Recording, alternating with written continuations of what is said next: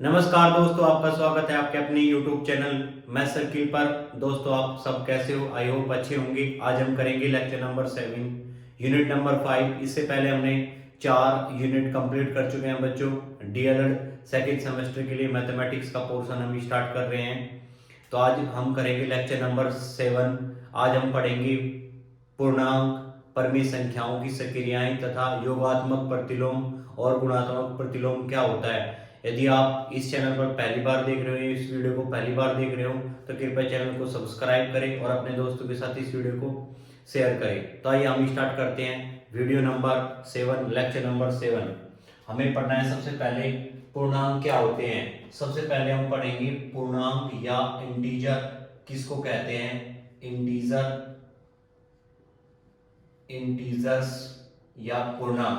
बच्चों, पूर्णांक का मतलब होता है पूर्ण संख्या, प्राकृतिक संख्या, यानी कि धन पूर्णांक। धन पूर्णांक क्या होता है?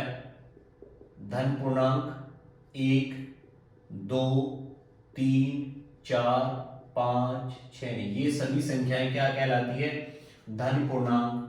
अगर हम ऋण पूर्णांक की बात करेंगे, यानी कि नेगेटिव इंटीजर की बात करेंगे, इसको हम बोलते हैं पॉजिटिव इंटीजर। इसको बोलते हैं हम नेगेटिव इंटीजर। ऋण पूर्णांक की बात करेंगे -1, -2, -3, -4, -5, -6, -7, ये सभी संख्याएं क्या कहलाती है? ऋण पूर्णांक। अगर हम धन पूर्णांक, ऋण पूर्णांक और जीरो सभी को हम एक साथ कंबाइन क्या कह सकते हैं? एक इंटीजर। यानी कि इंटीजर या पूर्णांक क्या होगा? ये सभी संख्याएं 0, 1, 2, 3 या फिर -1, -2, -3, -4, ये सभी संख्याएं क्या कहलाती है? एक पूर्णांक कहलाती है। संख्या रेखा पर इन्हें दर्शाते किस तरीके से हैं? ये संख्या रेखा होगी, इसको हम नंबर लाइन बोलते हैं 0।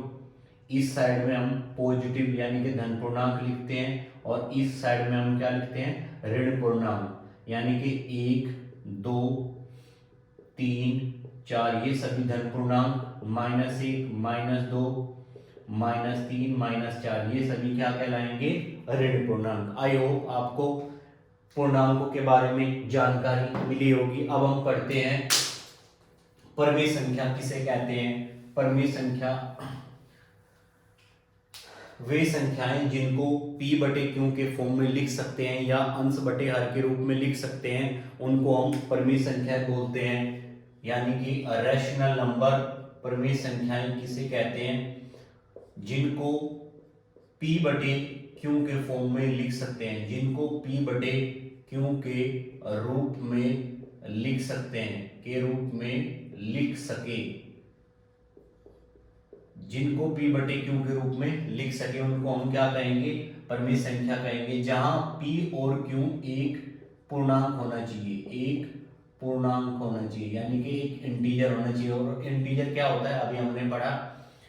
और क्या कंडीशन होनी चाहिए? q does not equal to 0, हर कभी भी 0 के इक्वल नहीं होना चाहिए। यदि कोई भी संख्या p बटे q के फॉर्म में है या अंश बटे हर के रूप में है, तो उसको हम क्या कहेंगे? ये एक परिमेय संख्या है। p और q एक क्या होना चाहिए बच्चों? पूर्णांक, और हर कभी भी 0 के इक्वल नहीं होना चाहिए।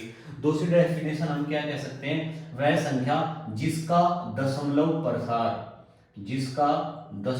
प्रसार शांत होता है, जिसका दशमलव प्रसार शांत होता है, उसको हम क्या कहेंगे? परिमेय संख्या। और जिसका दशमलव प्रसार अशांत तथा आवर्ती होता है, उसको भी हम क्या कहेंगे? परिमेय संख्या। यानी कि ऐसी संख्या जिसका दशमलव प्रसार शांत होता है, उसको भी हम परिमेय संख्या कहेंगे, तथा ऐसी संख्या जिसका दशमलव प्रसार अशांत तथा आवर्ती होता है, उसको हम परिमेय संख्या कहेंगे। अब हम एग्जांपल के थ्रू देख समझ लेते हैं। दशमलव प्रसार शांत होने का मतलब हम इसको क्या लिखेंगे? जैसे 1.25, ये 1 दशमलव के बाद 2 अंकों पर इसका दशमलव प्रसार क्या हो रहा है? शांत, तो ये क्या हो जाएगी? परिमेय संख्या। अब हम अशांत वाला एक एग्जांपल लिखते हैं, जैसे 1.3333, ये संख्या अशांत है लेकिन इनमें आवर्ती हो रही है 3 की, तो इसको हम क्या लिख सकते हैं? 1.3 बार। एक और एग्जांपल जैसे 9.878787, यहाँ पर 87 की आवर्ती हो रही है तो हम इसको क्या लिख सकते हैं 9.87 बार। तो ये सभी संख्याएं क्या कहलाएगी, परिमेय संख्याएं। अब हम इसको देख लेते हैं, जैसे वह संख्या जिसको p बटे, इनको अगर हमें परिमेय p बटे क्यू के फॉर्म में लिखना है तो हम क्या करेंगे 1.25 और पॉइंट हटा के 2 जीरो नीचे दे लेंगे। इसको हमें क्या करना है 1.3, इसको हम लिख लेंगे 1.3 bar is equal to 1 plus bar को हटा के नीचे 9 लिख लेंगे। इस तरीके से इसको हम क्या लिख सकते हैं 1.87 बार को हटा के 99। तो हम कह सकते हैं ये सभी संख्याएं क्या होती है, परिमेय संख्याएं।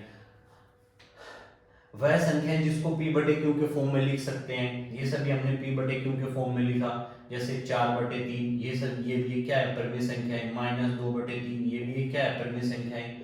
0 भी एक परिमेय संख्या है। -1 ये भी एक परिमेय संख्या है, क्योंकि इसको हम 1/1 के फॉर्म में लिख सकते हैं। जैसे हमने लिखा -2/3 ये भी एक परिमेय संख्या है। तो हम कह सकते हैं सभी जो पूर्णांक होते हैं वो परिमेय संख्याएं होती है, लेकिन सभी परिमेय संख्याएं पूर्णांक नहीं होती। बच्चों ये भी इंपॉर्टेंट है, सभी पूर्णांक को हम परिमेय संख्या कह सकते हैं, लेकिन सभी परिमेय संख्याएं पूर्णांक नहीं होती। आइए अब हम पढ़ते हैं पूर्णांकों में गणितीय सक्रिय क्या क्या होती है, यानी कि संवरक नियम, क्रमविनिमय नियम और साहचर्य नियम। पूर्णांकों को का संवरक नियम क्या होता है, क्रमविनिमय नियम क्या होता है और साहचर्य नियम क्या होता है। सबसे पहले हम देखते हैं संवरक नियम। यदि संवरक नियम किसे कहते हैं, यदि दो पूर्णांकों को जोड़ने पर हमें एक पूर्णांक मिले तो हम उसको क्या कहते हैं, योग का संवरक नियम। पूर्णांकों की बात कर रहे हैं हम। यदि हमने दो पूर्णांकों को घटाया और घटाने पर हमें एक पूर्णांक मिला तो इसको हम क्या कहेंगे, अंतर का संवरक नियम। यदि हमने दो पूर्णांकों को गुणा किया और हमें गुणा करने पर एक पूर्णांक मिला तो हम इसको कहेंगे गुणन का संवरक नियम। तो आई होप आपको समझ में आया होगा संवरक नियम क्या होता है। हम कह सकते हैं कि पूर्णांक, सभी पूर्णांक संवरक नियम का पालन करती है। जैसे 2 प्लस -3, हमने इन दोनों पूर्णांकों को जोड़ा तो जोड़ने पर हमें क्या मिला -1, ये भी क्या है पूर्णांक है। जैसे 2 गुना -3, इनको हमने गुणा किया तो -6, ये भी क्या है पूर्णांक। अतः हम कह सकते हैं कि पूर्णांक संवरक नियम का पालन करती है। क्रमविनिमय नियम क्या होता है, यदि हमने क्रम को चेंज कर दिया, दाएं को बाएं बाएं को दाएं कर दिया तो उस पर कोई फर्क ना पड़े, यानी कि 2 प्लस -3 इक्वल टू -1। यदि मैं ऐसा करूं -3 प्लस 2 तो अब भी मुझे क्या मिलेगा -1। तो हम कह सकते हैं कि पूर्णांकों पर क्रमविनिमय नियम सेटिस्फाई होता है। गुणा में भी यही होता है, जैसे हमने किया 8 गुना -3 तो ये कितना हो जाएगा -24। फिर लिखेंगे हम -3 गुना 8 तो ये कितना हो जाएगा -24। तो आज होप आपको क्रमविनिमय नियम समझ में आया होगा। अब हम पढ़ते हैं साहचर्य नियम। साहचर्य नियम ये होता है, दो, जैसे हमने दो पूर्णांक लिए 2 प्लस 3 प्लस 4 और हमने लास्ट के दो पर हमने ब्रैकेट्स लगाया, इसको हम -1 कर लेते हैं। अब हम इनको सोल्व करेंगे तो क्या हो जाएगा 2 प्लस ये कितना हो जाएगा, यहाँ पे 4 में से 3 घटाएंगे तो -1 बचेगा। सोल्व करेंगे तो इसको कितना हो जाएगा ये 1। अगर मैं पहले दो पर ब्रैकेट्स लगाऊं तो -3 प्लस 4, अब कितना हो जाएगा ये -1 प्लस 4 इज इक्वल टू 3। तो हम क्या देखते हैं यहाँ पे ये इक्वल नहीं है, तो हम कह सकते हैं कि पूर्णांक क्रमविनिमय नियम का, साहचर्य नियम का पालन नहीं करती। अब हम पढ़ेंगे परिमेय संख्याओं के बारे में सक्रियाएं। जिस तरीके से हमने पूर्ण संख्याओं की सक्रियाओं के बारे में पढ़ा, अब हम पढ़ेंगे परिमेय संख्याओं की सक्रियाओं, यानी कि परिमेय संख्याएं संवरक नियम का पालन करती है। दो संख्याओं को यदि हमने, दो परिमेय संख्याओं को यदि हमने जोड़ा, घटाया, गुणा की और भाग किया तो हमें एक परिमेय संख्या ही प्राप्त होती है। इस नियम को हम क्या बोलते हैं, संवरक नियम। इसी तरीके से परिमेय संख्याएं क्रमविनिमय नियम का पालन भी करती है। लेकिन परमेय संख्याएं साहचर्य नियम का पालन नहीं करती। अभी हमने बताया कि पूर्ण संख्याएं साहचर्य नियम का या पूर्णांक संख्याएं साहचर्य नियम का पालन नहीं करती, क्योंकि सभी पूर्णांक परमेय संख्याएं होती है, इसलिए सभी परमेय संख्याएं साहचर्य नियम का पालन नहीं करती। अब हम पढ़ते हैं पूर्णांकों पर कुछ संक्रियाएं। जैसे हम पढ़ते हैं, यदि हमने दो पूर्णांकों को, दो धनात्मक पूर्णांकों की यदि हमने गुणा की, जैसे हमने 2 की और 7 की गुणा की, दो धनात्मक पूर्णांक है, इनकी गुणा करने पर हमें एक धनात्मक पूर्णांक मिलेगा यानी कि 14, प्लस और प्लस पूर्णांकों की यदि हम गुणा करेंगे तो हमें प्लस ही मिलेगा। लेकिन यदि यानी कि प्लस पूर्णांक और प्लस पूर्णांक की यदि हम गुणा करेंगे तो हमें प्लस मिलेगा। लेकिन यदि हम प्लस पूर्णांक और माइनस पूर्णांक की गुणा करेंगे तो हमें मिलेगा बच्चों -1। जैसे एक एग्जांपल के थ्रू 2 गुना -7 तो हमें मिलेगा -14। इसी तरीके से यदि मैं माइनस गुना प्लस करूं तो मुझे मिलेगा माइनस, यानी कि -2 गुना 7 -14। इसी तरीके से यदि मैं माइनस गुना माइनस करूंगा तो मुझे मिलेगा बच्चों प्लस। यहाँ से हम क्या क्या कर सकते हैं, -2 गुना -7 क्या हो जाएगा 14। तो ये पूर्णांकों के गुणा करने के नियम है। तो आई होप आपको ये समझ में आया होगा। अब हम पढ़ेंगे योगात्मक प्रतिलोम तथा गुणात्मक प्रतिलोम के बारे में। एग्जाम में इनसे रिलेटेड काफी क्वेश्चन पूछे जाते हैं। तो सबसे पहले हम पढ़ते हैं योगात्मक प्रतिलोम क्या होता है। योगात्मक प्रतिलोम, यदि हमें किसी संख्या का निकालना होता है तो हम ऐसी संख्या ढूंढते हैं जिस संख्या को उस प्रारंभिक संख्या में जोड़ने पर हमें योगफल 0 प्राप्त हो सके, यानी कि ऐसी संख्या जिसको प्रारंभिक संख्या में जोड़ने पर हमें 0 प्राप्त हो उसे हम योगात्मक प्रतिलोम कहते हैं। इसको मैं एक एग्जांपल से समझाता हूं। जैसे हमने लिखा 5 का मुझे योगात्मक प्रतिलोम चाहिए, तो इसका मतलब ये होता है 5 में मैं क्या संख्या को जोड़ूं जिससे मुझे योगफल 0 प्राप्त हो सके। तो मैं 5 में यदि -5 जोड़ूंगा तो मुझे योगफल कितना प्राप्त होगा, 0। तो हम कह सकते हैं 5 का जो योगात्मक प्रतिलोम है उसे वो क्या होगा, -5। एक और एग्जांपल, जैसे -7 का योगात्मक प्रतिलोम क्या होगा, यानी कि -7 में मैं क्या जोड़ूं जिससे मुझे योगफल क्या प्राप्त हो, 0। तो -7 में यदि मैं 7 को ऐड करूंगा तो मुझे योगफल क्या प्राप्त होगा, 0। एक और एग्जांपल, जैसे हमने लिखा -7/8 -7/8 में मैं क्या जोड़ूं जिससे मुझे योगफल क्या प्राप्त हो, 0। तो -7/8 में यदि मैं 8/7 जोड़ता हूं तो मुझे योगफल क्या प्राप्त होता है, 0। एक और एग्जांपल जैसे समझ लेते हैं, -8/81 में क्या जोड़ूं जिससे मुझे योगफल क्या प्राप्त हो, 0। तो हम क्या जोड़ना पड़ेगा इसमें योगफल 0 प्राप्त करने के लिए, 8/81। एक और एग्जांपल जैसे 17/18, इसमें क्या जोड़े, इसका योगात्मक प्रतिलोम क्या होगा जिससे हमें जोड़ने पर 0 प्राप्त हो सके।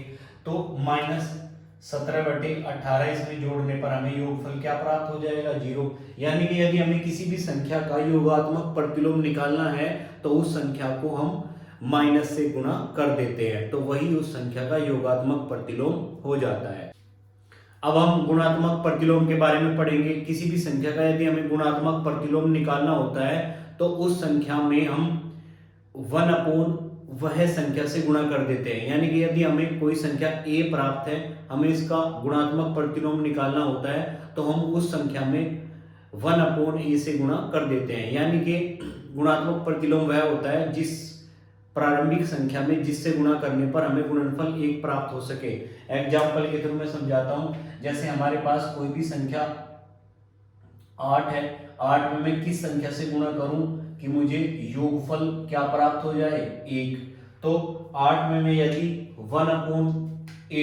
1/8 से गुणा करूंगा तो मुझे योगफल क्या प्राप्त होगा, 1। एक एग्जांपल जैसे -3/4 में मैं किस संख्या से गुणा करूं कि मुझे योगफल क्या प्राप्त हो, 1। तो -3/4 में यदि मैं 4/- 3 माइनस के गुणा करूंगा तो मुझे योगफल क्या प्राप्त हो जाएगा 1। एक और एग्जांपल जैसे -18/17 का हमें गुणात्मक प्रतिलोम निकालना है, फिर हमें 20/19 का गुणात्मक प्रतिलोम निकालना है। तो अगर हमें इनका गुणात्मक प्रतिलोम निकालना है तो इसका मतलब ये होगा इनमें किस संख्या से गुणा करें कि हमें गुणनफल 1 हो प्राप्त हो। तो -18/17 में मैं यदि 18/17/18 -17/18 की गुणा करूं -17/18 की गुणा करूं तो मुझे गुणनफल क्या प्राप्त होगा 1। इसी तरीके से यदि मैं इसमें 19/20 से गुणा करूं तो मुझे गुणनफल क्या प्राप्त होगा 1। तो आई होप आपको योगात्मक प्रतिलोम और गुणात्मक प्रतिलोम के बारे में समझ में आया होगा। अब हम इनसे रिलेटेड कुछ क्वेश्चन देखते हैं, दोनों से रिलेटेड योगात्मक प्रतिलोम और गुणात्मक प्रतिलोम से रिलेटेड किस तरीके से क्वेश्चन पूछे जा सकते हैं। एक एग्जांपल समझते हैं। अगर हमसे पूछा जाए -3/4 का गुणात्मक प्रतिलोम का योगात्मक प्रतिलोम ज्ञात कीजिए। हमें ये पूछा है -3/4 का गुणात्मक प्रतिलोम का योगात्मक प्रतिलोम ज्ञात कीजिए। तो सबसे पहले हम क्या करेंगे -3/4 का गुणात्मक प्रतिलोम, इसका गुणात्मक प्रतिलोम क्या हो जाएगा -4/3। फिर हम क्या करेंगे का योगात्मक प्रतिलोम, इसका हमें योगात्मक प्रतिलोम निकालना है, यानी कि -4/3 का योगात्मक प्रतिलोम। तो -4/3 में मैं क्या ऐड करूं जिससे मुझे योगफल क्या प्राप्त हो 0। तो -4/3 में मैं यदि 4/3 ऐड करूं तो मुझे योगफल क्या मिल जाएगा 0। तो इसका जो आंसर हो जाएगा क्या होगा 4/3 इसका योगात्मक प्रतिलोम हो जाएगा। तो इस तरीके के क्वेश्चन एग्जाम में पूछे जा सकते हैं। बच्चों इस वीडियो में इतना ही। ये वीडियो आपको कैसी लगी कृपया कमेंट बॉक्स में बताएं। यदि आपको वीडियो पसंद आई हो तो वीडियो को लाइक करें, चैनल को सब्सक्राइब करना ना भूलें, बेल आइकन को दबाएं जिससे नई वीडियो डालने पर नोटिफिकेशन आ सके। अगला चैप्टर में हम फिर मिलेंगे, अगला यूनिट जो है यूनिट नंबर 6 में हम फिर मिलेंगे। तब तक के लिए धन्यवाद।